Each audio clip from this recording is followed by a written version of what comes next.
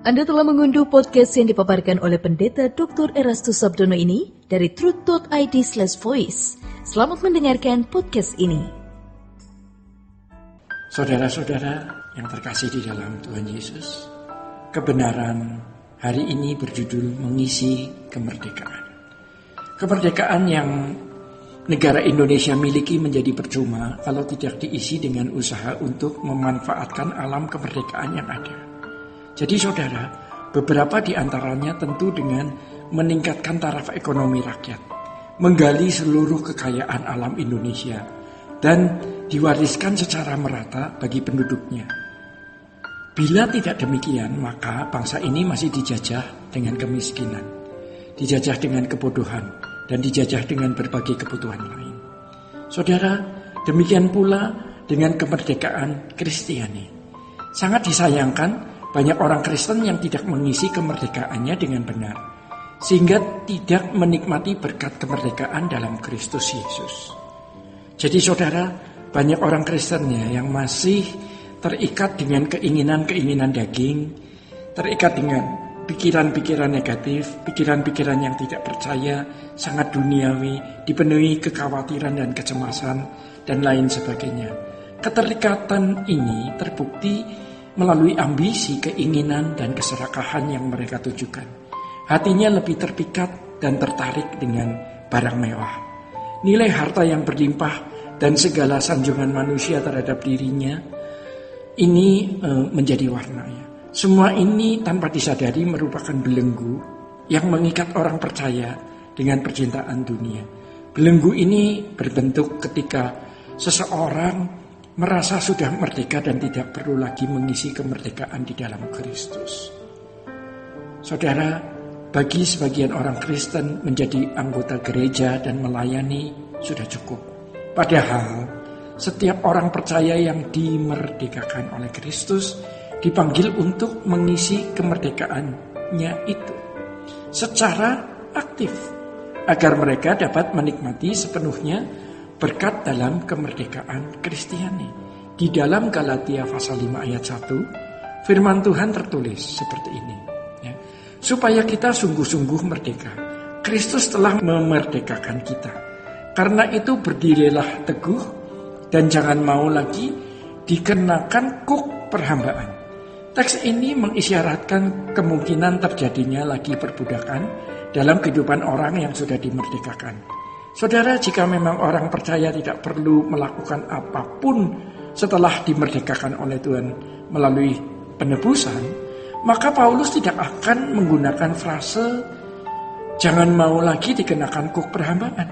Oleh sebab itu dinasihati oleh kita berdiri teguh, di mana hal ini sama dengan mengisi kemerdekaan sampai bisa diperbudak lagi. Dalam Yohanes 8 ayat 31-32, Tuhan Yesus menunjukkan bagaimana bisa memiliki kemerdekaan yang sejati, yaitu tetap dalam firman Tuhan.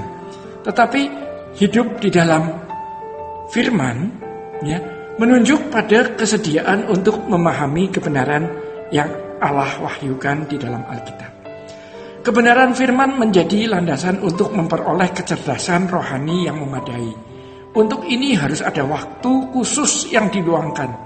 Waktu khusus tersebut diiringi dengan pikiran yang segar dan konsentrasi yang baik terhadap firman yang akan dipelajari. Saudara-saudara, selanjutnya hidup kita itu harus selalu disesuaikan dengan kehendak Tuhan. Setiap keputusan dan semua peristiwa hidup yang dialami selalu harus dikaitkan dengan Tuhan. Dengan ini setiap pertimbangan, keputusan, dan pilihan orang percaya harus dilandasi oleh nilai kebenaran. Bukan semata-mata apa yang mendatangkan keuntungan. Hidup dalam firman sama dengan hidup dalam kehendak Bapa. Ini menemukan pikiran dan perasaan Bapa untuk segala sesuatu. Jadi kita hanya melakukan apa yang Bapa kehendaki untuk kita lakukan. Orang percaya harus aktif bertumbuh mengerjakan keselamatannya. Jadi saudara-saudara, segala sesuatu kesalahan apabila keselamatan dipandang sebagai sesuatu yang pasif. Ya, namun kenyataannya tanpa disadari banyak orang Kristen yang hidup dalam kepasifan.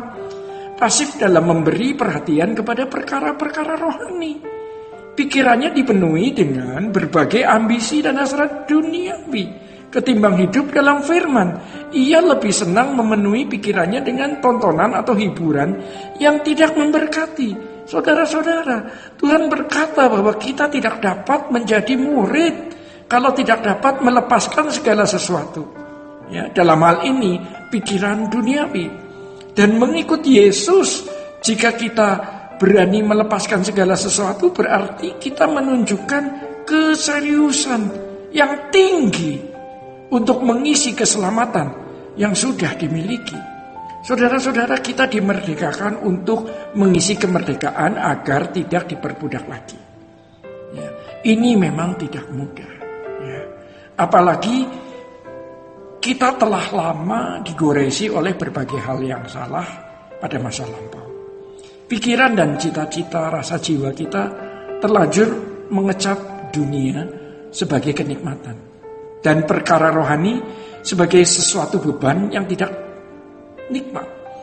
Oleh karenanya, suatu anugerah apabila kita masih memiliki kesempatan untuk merubah pikiran dan cita rasa jiwa kita kepada perkara rohani. Dalam hal ini kita hendak diselamatkan oleh Tuhan. Artinya kita hendak dikembalikan kepada pikiran dan cita rasa jiwa semula seperti yang Allah kehendaki.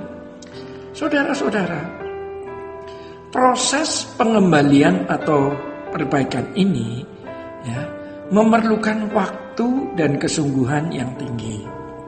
Ya, kita bertanggung jawab untuk mengisi hari-hari hidup kita yang singkat ini dengan perjuangan mengisi kemerdekaan.